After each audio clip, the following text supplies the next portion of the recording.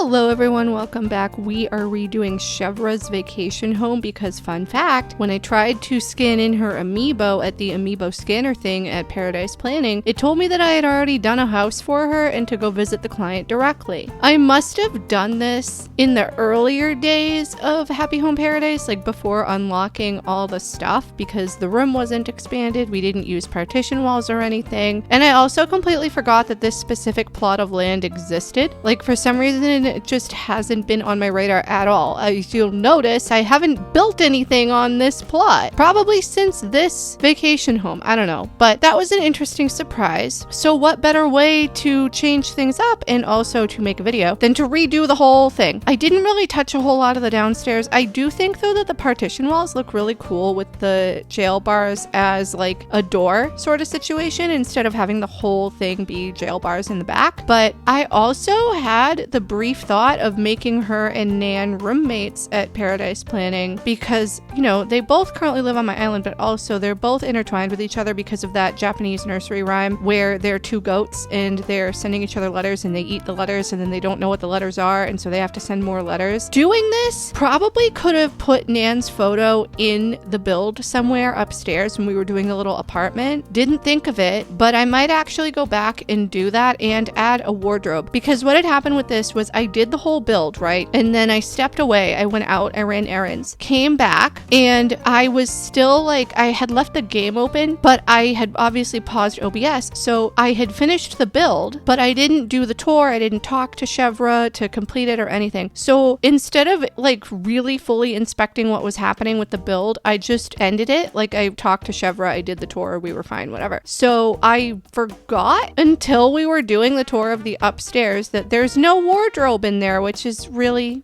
just fantastic. Not that it matters because this is Animal Crossing and the villagers don't interact with stuff anyway, but I really like what I ended up doing with the upstairs. It's different than the layouts I normally go for. Again, I'm sitting here wishing that we could place stuff on partition walls because I think that's a humongous wasted opportunity, but I'm gonna keep yapping about that until the end of time. They're not going to update this game again just to be able to place items on partition walls. They would have to recode like every single wall item ever in this game to be able to do that. Anyway, I'm recording this I think like a day before Pokopia comes out, and I still don't have a Switch 2. More on that in a minute, but also I saw that they're going to be having an in-game event during Pokopia, which I don't like because that kind of means that they're going to have it be a live service game where there's going to be events, and it looks like you can only get a specific line of Pokemon during that event period. It appears as though it's going to be for like 2 weeks or something, this event that's happening. I think it said it started on March 9th and ends on the 24th. That's what I read anyway. And again, not a big fan of that. It reminds me of like, not necessarily a battle pass system, but I guess kind of more along the lines of the way that Hello Kitty Island Adventure does events, where there are specific events throughout the calendar year that happen, and they happen at like the same time all the time, and the items are put in there to be part of the event. Like, there's new furniture and clothing and whatever, but it's not like a battle pass or anything where you have to like log in every day to do it necessarily. I mean, you can to get more of like the event trade thing, but you don't need to. Hello Kitty Island Adventure is also an Apple Arcade game that doesn't have any microtransactions or paid DLC if you're playing it on Apple Arcade. If you're playing it on console or on PC, it's different because the City Town and Wheatflower Wonderland things are paid DLC, and as far as I know, I don't even think City Town has launched on Switch or PC yet, so there's that. By Switch, I mean console, because I think that it's also available for PS4, PS5, something. I don't know. Again, I play on Apple Arcade. I really don't know anything apart from what I read. But I don't think Pokopia will be like that. I can't imagine it having microtransactions because it is like a Nintendo game and a Game Freak game, but it will probably have paid DLC. I don't know. Unless they've already announced it. But again, I don't know. I haven't seen anything personally. However, I'm not a fan of the whole event thing. I don't know, though. I guess we're going to have to see because it's still kind of early and the game isn't even out yet, but I completely forgot that it was coming out. It crept up on me, and because of that, I obviously don't have a Switch 2 yet. And regardless, on release day, when it releases, I'll either be at my business trip or on my way to my business trip. So I will not be able to really play Pokopia. I mean, if I had a Switch 2, I could do handheld, but I wanted to get some gameplay footage of it. So I can't do that until I get myself a Switch 2. And I don't know when that's gonna be. I'm hoping it will be before the end of March, but I'm not quite sure how that's gonna work out. I'm hoping it won't be that difficult. I think that like it shouldn't be that much of an issue because it's not like the Switch 2s are sold out everywhere. Like you can still get them, obviously. It's not like the situation that we had during the beginning of the pandemic where there was a huge production issue. Granted, everywhere had production issues, but there was a huge problem with production and being able to get like the chipsets or whatever. And because of that, you couldn't get a Switch anywhere unless you paid like a scalper or a third party or a reseller or whatever, which really sucks. I'm glad that I got my Animal Crossing Edition one when it launched. I know that not everybody is fortunate enough to be able to do that, but also most of the people out there, I feel like, at least in my communities that I'm in, had a Switch when the actual console itself launched in like 2017. It came out in 2017, right? So I was late to the game, obviously, and I got the Animal Crossing Edition one, which I did an unboxing of on my main channel because I obviously didn't have this gaming channel at the time and I don't do like face cam stuff on this channel. I did at the very, very beginning. There are a couple of videos on here where there is me in a face cam, but like I just prefer not to do that. Sometimes I'm recording the audio for these things like really late at night or at odd hours, and I'd rather just not have to sit in front of a camera and talk. I kind of find it distracting almost, which is weird because I do sit in front of a camera and talk about stuff on my main channel, but I also haven't updated my main channel in a bit now just because I've been so busy. And by busy, I mean a little peek into my life. I was on the phone with IT for about 2 hours this morning because the work computer that I received wasn't like pre-loaded properly with the stuff that I needed, in that it had nothing on there that I needed, and I needed to gain access to my work email and several other things. And we were able to figure it out. It took a very, very long time, and there were all these weird issues that were going on, and IT wasn't able to remote in when they thought they could, but it's fine. It's all figured out just in time for me to go on my business trip, which is exciting. Like, I know it sounds weird because you're probably like, oh my God, you're traveling for work. Like, why are you so excited? Because most of the team that I work with is remote. This conference that I'm going to was already happening, had already been planned out, and I talked about this in previous videos, way in advance to me getting this position. It just so happens that my start date is around the beginning of this conference, a couple days before or whatever, like the same week. And due to that, I am going essentially 3 days or whatever after I start. So I think it'll be good because I've never been to this conference before. It is every year, and I will get to meet my coworkers, but also meet like a bunch of other people because I work for a consumer advocacy nonprofit essentially. So like it's member driven, like made up of people who pay dues for memberships. It's American Council of the Blind. I've talked about this a lot in a bunch of my videos, mainly like my recent ones, because I've been a member of them for the better part of the last like 12, 13 years. I'm low vision, so that means that like I can see fairly well, like me personally. Everybody who has low vision can see different things. Blindness in general is a spectrum, but I can see colors, I can see text. I find it easier to read text if it's in dark mode, like with a dark background and lighter text, but that's just me. Everybody has different stuff that they use. I use a screen magnifier sometimes, which if you want to play around with this stuff, it's built into all of your stuff, your phone, your computer, whatever, like Windows, Mac, whatever, built-in software, which magnifies the screen, and I have mine set to do the whole screen, meaning that I see a portion of the screen at one time, and when I move my cursor to the edge of that portion, it moves to whatever I can see on the screen, essentially. I'm probably not doing a great job of explaining that. Obviously, I don't do this when I'm playing Animal Crossing. Like, I don't have the magnifier turned on the Switch. I think it's really cool that they have the magnifier on the Switch, but I don't really use it, and I don't like the controls for it. I understand that there's very limited mapping and things that they can do, but it is kind of annoying, and I also don't like that the UI is still overlaid onto the game that you're playing for the magnifier, but that's neither here nor there. I mean, these are very niche issues. I feel like the magnifier was really more for like if you're navigating menus, or I use it sometimes to like zoom in on certain elements if I can't really see like what's going on or whatever, but not not specifically really in Animal Crossing, more like in other games. Like if you guys went back and watched the video that I did on Sticky Business, I used the stupid screen magnifier so often in that because the text is so small for me to be able to read at like a normal distance. Again, these are like very, very niche problems. None of you guys probably even care. And you know what? That's fine. Here I am yapping. I have gotten so off track. I am gonna go, but we're done with the build. I'm probably gonna come back and put in a wardrobe and Nan's photo maybe, but obviously I'm not gonna like record doing that because there's no point. We got 20,000 Poke this time because we did a renovation, so that was exciting. Thank you guys so much for watching. I really hope you enjoyed this video. Please leave any comments, feedback, and suggestions down below. Like and subscribe if you haven't already, and I will see you in the next one.